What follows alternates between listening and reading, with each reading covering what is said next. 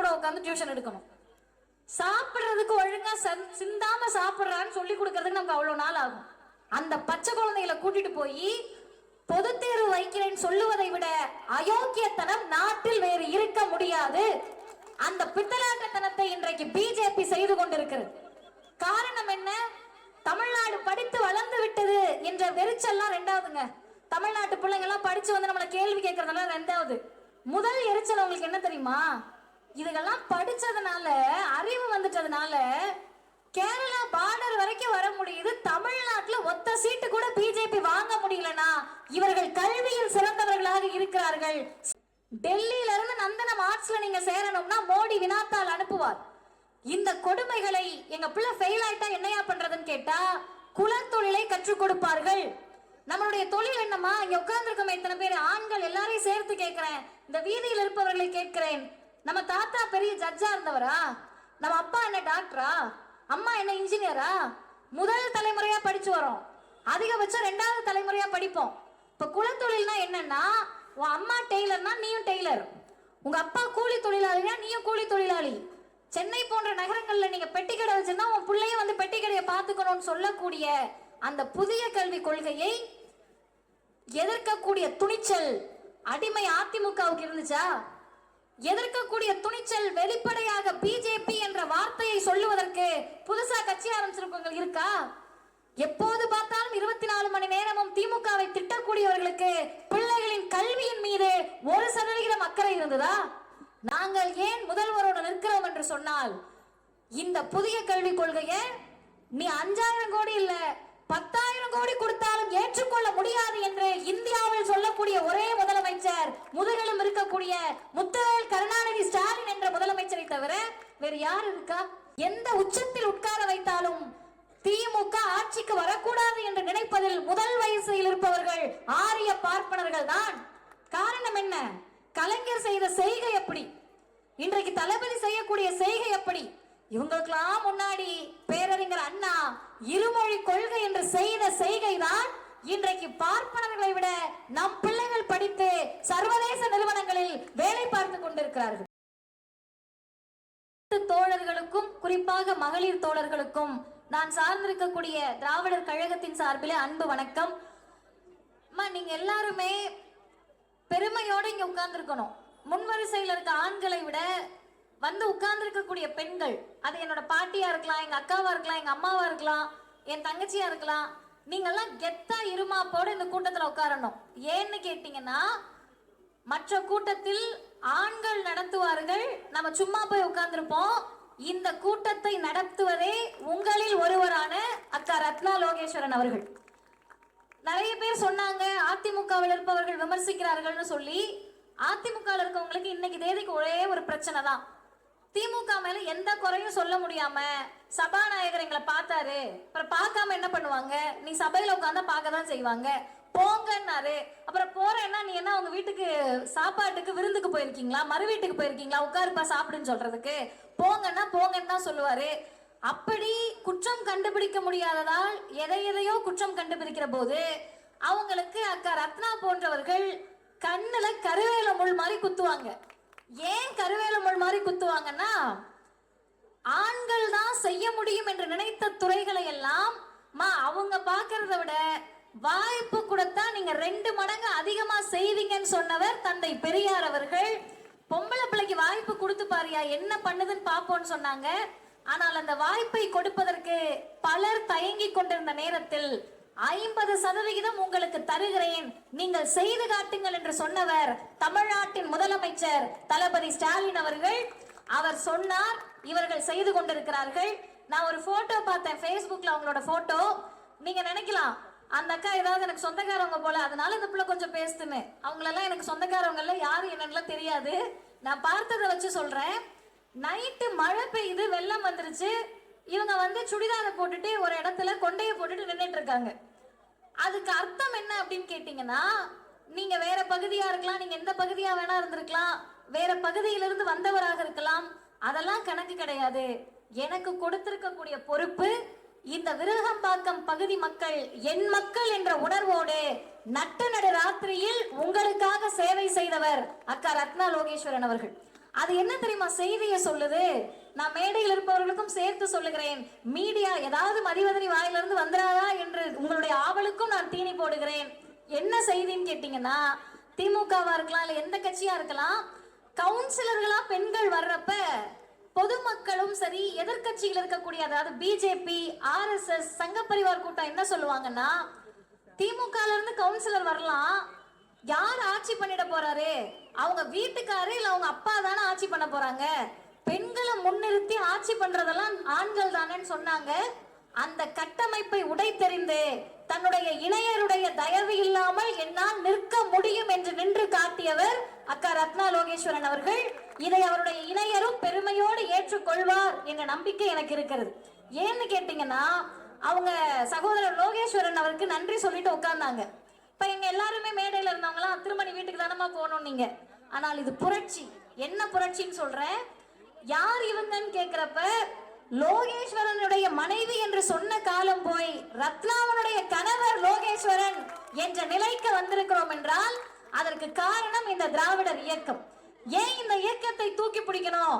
நீங்க தீக்காரவங்க ஏன் திமுகவை தூக்கி பிடிக்கிறீங்கன்னு கேட்டா அதற்கான பதில் இந்த தலைப்பில் இருக்கிறது. சரித்திரத்தை மாற்றி அமைத்த இயக்கம் திராவிடர் இயக்கம், அரசியல் கட்சி திராவிட முன்னேற்ற கழகம். அம்மாமார்கள்லாம் உட்கார்ந்து இருக்கீங்க. நான் ஒரு 2 பேரை பார்த்தேன் மேடையில இருந்து. ஒரு பாட்டி பச்சை கலர் சேலை கட்டிட்டு, நீங்களே தான் பாட்டி பாத்துக்கிறாங்க, நம்ம தான் பச்சை சேலையான்னு. அந்த பாட்டி உட்கார்ந்து இருக்காங்க. முடியெல்லாம் ரொம்ப குறைவா இருக்கு. அவங்க உட்கார்ந்து கவனிக்கிறது மேடையில இருக்கவங்க பாத்தீங்கன்னா தெரியும். எதை பற்றி அவங்க கவலைப்படல. பின்னாடி இருக்கவங்க எஞ்சி போனாலும் அந்த பாட்டி உட்கார்ந்து கவனிப்பாங்கன்னு நான் நினைக்கிறேன். பக்கத்துல அவங்க எழுந்து போனாலும் அந்த பாட்டி கவனிப்பாங்க, தலையாட்டுறாங்க. அவர்களுக்குள் இருக்கக்கூடிய உணர்வுக்கு பெயர் முத்தமிழறிஞர் டாக்டர் கலைஞர். அதை நீங்க போய் அவங்க கிட்ட கேட்டு பாருங்க. நான் நிறைய ஊருக்கு போயிருக்கேன். அவங்க கிட்ட போய் தள்ளாத வயசுல கூட்டம் வந்து கேட்பாங்க, ஏன் பாட்டி இப்படி வந்தீங்கன்னு கேட்டா, மா எங்க தலைவர் கலைஞர் எங்களுக்கு என்னெல்லாம் செஞ்சிருக்காரு தெரியுமா அப்படின்னுவாங்க. நான் ரீசெண்டா ஒரு வீடியோ பார்த்தேன். அந்த பாட்டிக்கு 93 வயசாம். நீங்க கூட பார்த்திருப்பீங்கம்மா. சும்மா யூடியூப்ல போய் பாருங்க. அக்காமார்கள் இளையவர்கள் போய் பாருங்க. கூன் விழுந்திருக்கு அந்த பாட்டிக்கு. ஒரு மெடிக்கல் ஷாப்ல போய் ஏதோ வாங்குறாங்க. அந்த அண்ணன் வீடியோ எடுக்கிறது அந்த பாட்டி பார்க்கல. அந்த பாட்டி பேசினதெல்லாம் நான் பேச முடியாது. போலீஸ் வந்து பெரிய கம்ப்ளைண்டே லான்ச் பண்ணலாம். அந்த அளவுக்கு அந்த பாட்டி வேகமாகி, எங்க ஐயா கலைஞரை பத்தி யாராவது பேசினாங்கன்னு வையி, எனக்கு 93 வயசு, நான் என்னதான் பண்றதுக்கு தயாரா இருக்கேன்னாங்க. அப்ப அந்த கடைக்காரர் கேட்கிறாரு வேணும்னு வம்பளுக்கு, அப்படி என்ன செஞ்சுட்டாரு கலைஞர்னு கேக்குறாங்க. என்ன செஞ்சாரா? இந்த உழவர் சந்தையை பாக்குறியே, அது கலைஞர் கொண்டு வராம யாரு கொண்டு வந்தது அப்படின்னு அந்த பாட்டி கேக்குறாங்க. அவருக்கு தெரிந்தது உழவர் சந்தை மட்டுமல்ல. அடுத்து அந்த பாட்டி சொல்றாங்க, இன்னைக்கு நாமெல்லாம் நல்லா இருக்கோம்னா அதுக்கு காரணம் தலைவர் கலைஞர் தாயா அப்படின்றாங்கல்ல. அந்த உணர்வோடு அந்த பாட்டி உட்கார்ந்துருக்காங்க. இன்னொரு அக்கா, அந்த அக்காவோட சேலை கலரா சுடிதார் கலரா எனக்கு தெரியல, அவங்க உருவம் மட்டும்தான் தெரியுது. வெள்ளை கலர் நினைக்கிறேன். தலையை குனிகிறாங்க. அடுத்து அந்த புள்ள நம்மளதான் டார்கெட் பண்ணுதுன்னு பேசிக்கிட்டே இருக்கும். கை மட்டும் தெரியுது, தட்டிக்கிட்டே இருக்காங்க அவங்க மட்டும். இந்த உணர்வுகளுக்கு பெயர் ஆண்கள். அவர்கள் எவ்வளவு நேரம் உட்கார்ந்திருந்தாலும் கூட்டத்தில் நடந்த ஒரு செய்தியை கூட போய் வீட்டை மாட்டையும் பிள்ளைகிட்டையும் சொல்ல மாட்டாங்க. நான் எழுதி கையெழுத்து போட்டு தரேன், போய் சாப்பிட்டுட்டு தூங்கிடுவாங்க. ஆனா நீங்கள் ஒவ்வொருவரும் இந்த செய்திகளை கேட்டு உங்கள் பிள்ளைகளுக்கு சொல்லிக் கொடுப்பீர்கள் என்ற காரணத்தினால்தான் உங்களை கூப்பிட்டு வந்து உட்கார வச்சு நிகழ்ச்சி நடத்துறாங்க. நான் 5 செய்திகளை மட்டும் சொல்லுகிறேன். முதல் செய்தி, ஏன் இந்த முதல்வரை கொண்டாட வேண்டும்? குறிப்பாக பெண்கள் எதுக்கு கொண்டாடணும்னு கேட்டீங்கன்னா, மகளிர் தினம் வந்துச்சுல்லம்மா, பெண்கள் தினம், மகளிர் தினம், எல்லாரும் மகளிர் தினம் கொண்டாடி இருப்பீங்க. நமக்கு வாழ்த்து சொல்றது கூட பாதி பேர் வீட்டுல ஆள்றது இருக்க மாட்டாங்க. மகளிர் தின வாழ்த்துன்னு கூட எல்லாருக்கும் சொன்னாங்களா? சொல்லலையா? அக்கா தான் கை தாக்க சொல்லல, நமக்கும் ஒருத்தர் சொல்லல.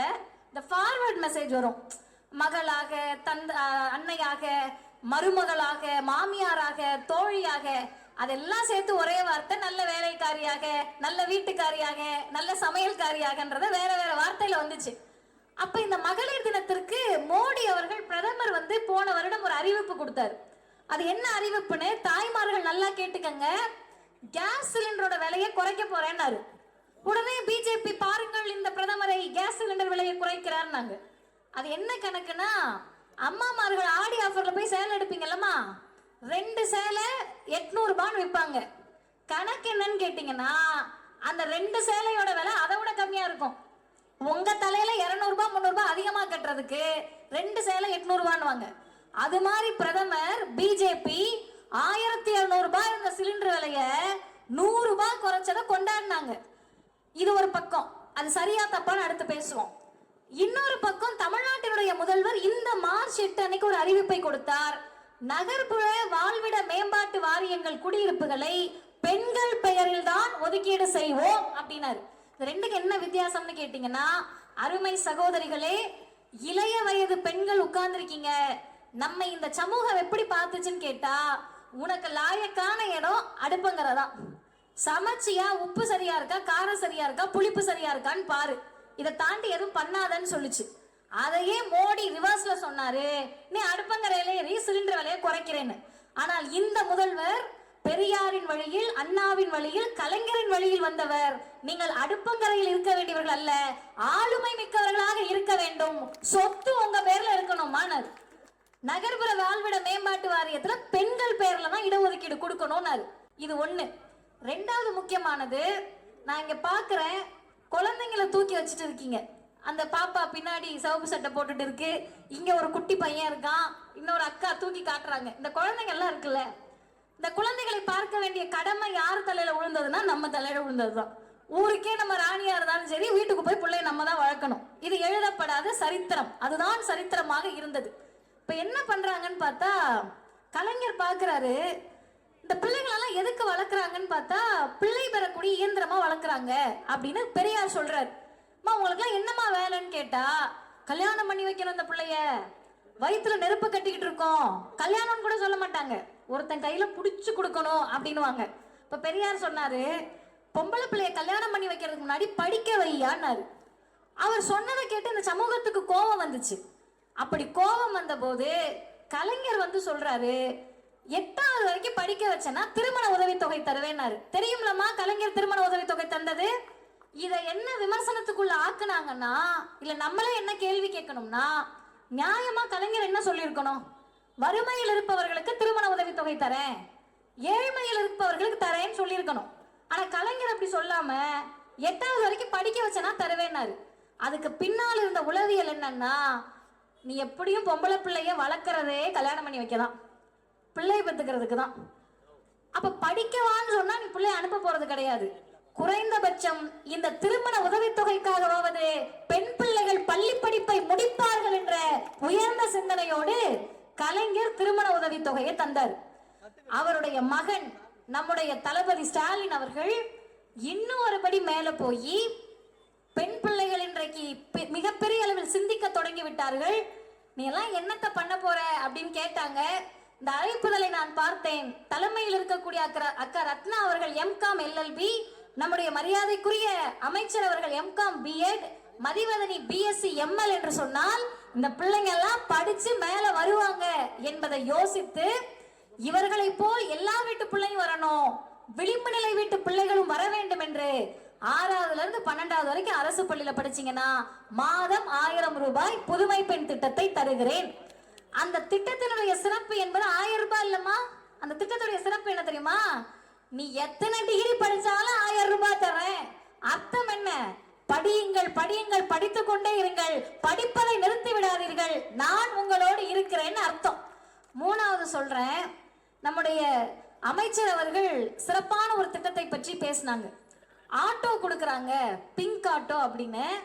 இங்க நிறைய பேர் அதை பார்த்திருப்பீங்க செய்தியெல்லாம். நான் நாகப்பட்டினத்துக்கிட்ட திருமருகல்னு ஒரு ஊரு தெரியும்லமா, நாகப்பட்டினம் நல்லா இருக்கும். அந்த ஊருக்கு கூட்டத்துக்கு போனேன். ஆசிரியர், அவங்க தலைமை ஆசிரியர், அந்த அம்மா என் கூட கார்ல வந்து நிகழ்ச்சிக்கு கூட்டிட்டு போறப்ப சொல்றாங்க, ஏறக்குறைய அவங்களுக்கு ஒரு 50 வயது இருக்கும். 13 வயசுல சைக்கிள் ஓட்டினாங்களாம். சைக்கிள் மேல ஏறி உட்கார்ந்த உடனே சைக்கிளை தூக்கி அவங்க பெரியப்பா வீசி, எனக்கு புரியல, அவங்க ரொம்ப உருக்கமா சொன்னாங்க, ஏன்கா சைக்கிளை தூக்கி வீசினாங்கன்னு கேட்டா அந்த அம்மா சொன்னாங்க, பொம்பளை பிள்ளை சைக்கிள் ஓட்டுறதான்னு தூக்கி வீசினாராம். எனக்கு ஆச்சரியமா இருந்துச்சு. அவங்க 13 வயசுனா ஏறக்குறைய ஒரு 30 வருடத்துக்கு முன்பு, 37 வருடத்துக்கு முன்பு, 50 வருஷத்துக்கு முன்னாடினே வச்சுப்போமே. ஒருத்தர் 1931 சொல்றாரு, பெண்களை காவல்துறையிலும் ராணுவத்திலும் நியமிக்க கூட உட்கார்ந்து டியூஷன் எடுக்கணும். சாப்பிடுறதுக்கு ஒழுங்கா சிந்தாம சாப்பிடுறான்னு சொல்லி கொடுக்கறதுக்கு நமக்கு அவ்வளவு நாள் ஆகும். அந்த பச்சை குழந்தைகளை கூட்டிட்டு போய் பொது தேர்வு வைக்கிறேன்னு சொல்லுவதை விட அயோக்கியத்தனம் நாட்டில் வேறு இருக்க முடியாது. அந்த பித்தலாட்டத்தனத்தை இன்றைக்கு பிஜேபி செய்து கொண்டிருக்கிறது. காரணம் என்ன? தமிழ்நாடு படித்து வளர்ந்து விட்டது என்ற வெறிச்சல்லாம் ரெண்டாவதுங்க. தமிழ்நாட்டு பிள்ளைங்க எல்லாம் படிச்சு வந்து நம்மள கேள்வி கேட்கறதெல்லாம் ரெண்டாவது. முதல் எரிச்சல் உங்களுக்கு என்ன தெரியுமா? இதுக்கெல்லாம் படிச்சதுனால, அறிவு வந்துட்டதுனால கேரளா பார்டர் வரைக்கும் வர முடியுது. தமிழ்நாட்டுல ஒத்த சீட்டு கூட பிஜேபி வாங்க முடியலனா இவர்கள் கல்வியில் சிறந்தவர்களாக இருக்கிறார்கள், சிந்திக்க தெரிஞ்சவங்களா இருக்காங்க. அதை உடைக்கணும்னா இந்த பள்ளி கல்வியை உடைக்கணும். அம்மாமார்கள் புரிஞ்சுக்கங்க. நீங்க அதிமுக இருக்கலாம், பிஜேபியில இருக்கலாம், இல்ல புதுசா ஆரம்பிச்ச கட்சியில இருக்கலாம், எதுல வேணா இருங்க, அது உங்க சௌரியம், அது ஜனநாயக உரிமை. ஆனால் ஒன்றை நினைத்து விட்டு நீங்கள் யாராக இருந்தாலும் இருங்க. 3வது 5வது 8வதுக்கு பொது தேர்வுன்னு புதிய கல்விக் கொள்கை சொல்லுது. 9வது 10வது 11வது 12வதுல 2 செமஸ்டர் பரீட்சை. அதை முடிச்ச பிறகு உங்க பிள்ளை காலேஜுக்கு போனோம்னா பிஏ இங்கிலீஷ் படிக்கிறதுக்கு கூட நுழைவுத் தேர்வு. டெல்லியில இருந்து நந்தனம் ஆர்ட்ஸ்ல நீங்க சேரணும்னா மோடி வினாத்தாள் அனுப்புவார். இந்த கொடுமைகளை எங்க பிள்ளை ஃபெயில் ஆயிட்டா என்னையா பண்றதுன்னு கேட்டா குலத்தொழிலை கற்றுக் கொடுப்பார்கள். நம்மளுடைய தொழில் என்னமா? இங்க உட்கார்ந்துருக்கோம் இத்தனை பேர் ஆண்கள் எல்லாரையும் சேர்த்து கேட்கிறேன், இந்த வீதியில் இருப்பவர்களை கேட்கிறேன். நம்ம தாத்தா பெரிய ஜட்ஜா இருந்தவரா? நம்ம அப்பா என்ன டாக்டரா? அம்மா என்ன இன்ஜினியரா? முதல் தலைமுறையா படிச்சு வரோம், அதிகபட்சம் 2வது தலைமுறையா படிப்போம். இப்ப குலத்தொழில்னா என்னன்னா, உன் அம்மா டெய்லர்னா நீயும் டெய்லர், உங்க அப்பா கூலி தொழிலாளினா நீயும் கூலி தொழிலாளி. சென்னை போன்ற நகரங்கள்ல நீங்க பெட்டி கடை வச்சிருந்தா உன் பிள்ளையும் வந்து பெட்டி கடையை பார்த்துக்கணும்னு சொல்லக்கூடிய அந்த புதிய கல்விக் கொள்கையை எதிர்க்கக்கூடிய துணிச்சல் அடிமை அதிமுகவுக்கு இருந்துச்சா? எதிர்க்கக்கூடிய துணிச்சல் வெளிப்படையாக பிஜேபி என்ற வார்த்தையை சொல்லுவதற்கு புதுசா கட்சி ஆரம்பிச்சிருக்கவங்க இருக்கா? எப்போது பார்த்தாலும் 24 மணி நேரமும் திமுகவை திட்டக்கூடியவர்களுக்கு பிள்ளைகளின் கல்வியின் மீது 1% அக்கறை இருந்ததா?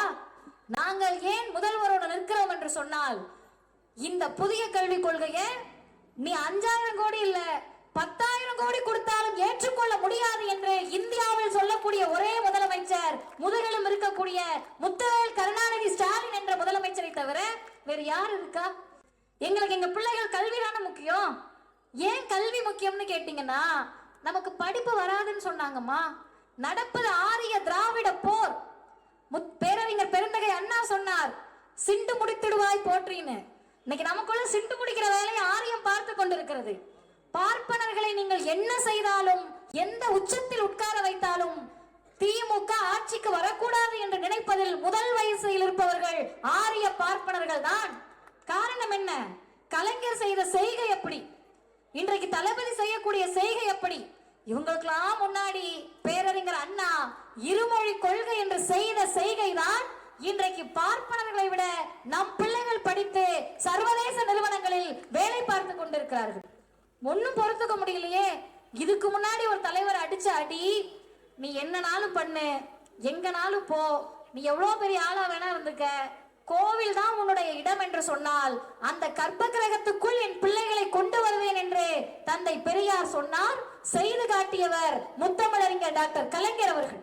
அந்த வெறுப்புல, அந்த கடுப்புல இன்னைக்கு ஆரிய திராவிட போரினுடைய உச்சமாக நம்ம பிள்ளைகளுடைய கல்வியை நாசமாக்குறார்கள். ஹிந்தியை கொண்டு வரேன்றாங்க. விருகம்பாக்கத்தில் இருக்கக்கூடியவர்கள் அறிவில் சிறந்தவர்கள். நான் அதை பத்தி ரொம்ப டீட்டெயிலா சொல்ல வேண்டியதில்லை. ஹிந்தி வந்தா என்ன ஆகும், தமிழ் அழிஞ்சிரும் பயப்படுறீங்கன்றாங்க. நான் இந்த மேடையில் அல்ல, எல்லா மேடையிலும் சொல்லுகிறேன், ஹிந்தி 150 வருஷம் ஆச்சு, தமிழ் வந்து 5000 வருஷம் ஆச்சு. உன் தாத்தன் மொழி சமஸ்கிருதத்தால் அழிக்க முடியாத தமிழை ஹிந்தியால் ஒண்ணும் பண்ண முடியாது. எங்கள் பயம் அது கிடையாது. சவுகார்பேட் உங்க எல்லாருக்கும் தெரியும், ஹோலி பண்டிகை கொண்டாடினாங்கல்லம்மா, டிவியில பார்த்திருப்பீங்க. இந்த கலர் சாயத்தெல்லாம் பூசி விளையாடுற பண்டிகை, அது அவர்களுடைய வட இந்திய பண்டிகை. அதில் நமக்கு எந்த விமர்சனமும் கிடையாது, விமர்சிக்க வேண்டிய அவசியம் இல்லை. ஒன்னே ஒன்னு தெளிவா கேட்டுக்கங்க. இதுவரைக்கும் நான் பேசின எதையும் நீங்க கவனிக்கலாலும் இதை காதை விரித்து கேட்டுக்கொள்ளுங்கள். ஹோலி கொண்டாடுறப்ப ஒரு பிரைவேட் சேனல், தனியார் தொலைக்காட்சியில ஒரு செய்தி வருது. குழந்தைய தூக்கி யூனிஃபார்மோட அந்த அண்ணன் பின்னாடி வச்சுக்கிட்டு பைக்ல நின்று அவங்க அப்பா பேட்டி கொடுக்கிறாரு. என்ன பேட்டின்னு கேட்டீங்கன்னா, குழந்தைய ஸ்கூலுக்கு கூட்டிட்டு போகணும் சார், கூட்டிட்டு போக முடியாம கொண்டாடிக்கிட்டு இருக்காங்கன்னு. அந்த ஸ்கிரீன் அப்படியே திருப்புறாங்க. முழுவதுமாக அந்த இடம் ஃபுல்லா ஹோலி பண்டிகையினுடைய கலர் சாயம். இதை இப்படியே வச்சுக்கிட்டு இன்னொரு பக்கம் வாங்க, இங்க தேவாலயம் இருக்கிறது, போற வழியில கோவில் இருக்கு, மசூதி இருக்கு. கோவில்ல திருவிழா கொண்டாடுவீங்க, சர்ச்சில் கிறிஸ்மஸ் கொண்டாடுவாங்க, மசூதியில் ரம்ஜான் பண்டிகை அன்னைக்கு கோலாகலமா இருக்கும். நீங்க எவ்வளவு பெரிய திருவிழா நடத்தினாலும் சரி, படிக்கிற புள்ள யூனிஃபார்மோட வண்டியில வந்தா எல்லாரும் ஒதுக்கி வழிவிட்டால் அது தமிழ்நாடு. நீங்கள் கொண்டாடக்கூடிய பண்டிகைக்காக ஸ்கூலுக்கு போற பிள்ளைகளை வழிமறித்தால் அது வட இந்திய பண்பாடாக இருக்கிறது. அந்த பண்பாட்டை, கலாச்சாரத்தை தமிழர்கள் மேல திணிக்கணும்னா முதல்ல ஹிந்தியை கொண்டு வரணும். ஹிந்தியை கொண்டு வருவது மூலமாக சமஸ்கிருதத்தை கொண்டு வரணும். சமஸ்கிருதத்தை கொண்டு வருவதன் மூலமாக நம் கல்வியை, பண்பாட்டை, ஆரியத்தை திணித்து திராவிடத்தை அழிக்க நினைக்கிறார்கள். ஆனால் இப்போது அல்ல, இன்னும் 100 ஆண்டுகள் ஆனாலும் நான் இருக்கின்ற வரை உங்களால் காலூன்ற முடியாது என்று முதுகெலும்போடு சொன்ன முதலமைச்சர் தமிழ்நாட்டினுடைய முதலமைச்சர். அதனால் அவர் பக்கத்தில் நிற்கிறோம். இறுதியாக ஒன்றை சொல்லி முடிக்கிறேன். அருமை சகோதரிகளே, பேரன்புக்குரியவர்களே, இன்றைக்கு நாங்க போறப்பவே வழியில் என்ன வேணாலும் ஆகலாம். மனித வாழ்க்கை என்பது நிரந்தரமானது கிடையாது. எந்த நேரத்திலும் மரணம் வரலாம் என்பதை நினைத்துக் கொண்டு வாழக்கூடியவர்கள் தான் பகுத்தறிவாளர்கள். அப்படி வரக்கூடிய சூழலில் மேடையில் பேசக்கூடிய மதிவதனி ஏதோ ஒரு சூழலில் உயிர்விட நேர்கின்ற போது என்ன மட்டும் இல்ல, நான் திகால இருக்க, திமுக இருக்கக்கூடிய உண்மை தொண்டர்களை சொல்லுகிறேன், மரணிக்கக்கூடிய தருவாயில் எங்களுக்கு என்ன பெருமை இருக்கும்னு கேட்டா, எங்கள் பிள்ளைகளை நாசமாக்க வந்த புதிய கல்விக் கொள்கையை, ஹிந்தியை, மும்மொழி கொள்கையை எதிர்த்து நின்றுதான் செத்தோன்ற பெருமை இருக்கும். பிஜேபியில் இருப்பவர்கள், அடிமை அதிமுகவில் இருப்பவர்கள், பேரறிஞர் அண்ணாவினுடைய பெயரை தாங்கி நின்று வெட்கமின்றி கட்சி நடத்தி கொண்டிருக்கக்கூடியவர்களை நான் வெளிப்படையாக சொல்லுகிறேன், கொஞ்சமேனும் உங்களுக்கு உங்க பிள்ளை உங்களை பார்த்து கேட்கும், எப்ப என்ன படிக்க கூடாதுன்னு நினைச்ச மோடி கட்சியிலயா நீ இருந்த என்று உங்களை பார்த்து கேட்கும். எப்ப இருமொழி கொள்கையை தாங்கி நின்றவர் பேரறிஞர் அண்ணா, அவர் பேரை கட்சியில வச்சுக்கிட்டு அதை எதிர்த்து ஆர்ப்பாட்டம் பண்ணாம தக்காளி சட்னியா ரத்தமான காமெடி பண்ணிக்கிட்டு இருக்க அதிமுகவிலேயா நீங்கள் இருந்தீர்கள் என்று உங்கள் குழந்தைகள் உங்களை பார்த்து எள்ளி நகையாடும்.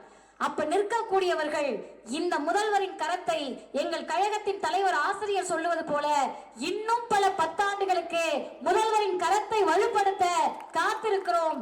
எங்களுக்காக அல்ல, அவருக்காக அல்ல, திமுகவுக்காக அல்ல, உட்கார்ந்து அமர்ந்து கேட்டுக்கொண்டிருக்கக்கூடிய ஒவ்வொருவர் வீட்டு பிள்ளைகளுக்காகவும் என்று சொல்லி நிறைவு செய்கிறேன். வாய்ப்புக்கு நன்றி. வணக்கம்.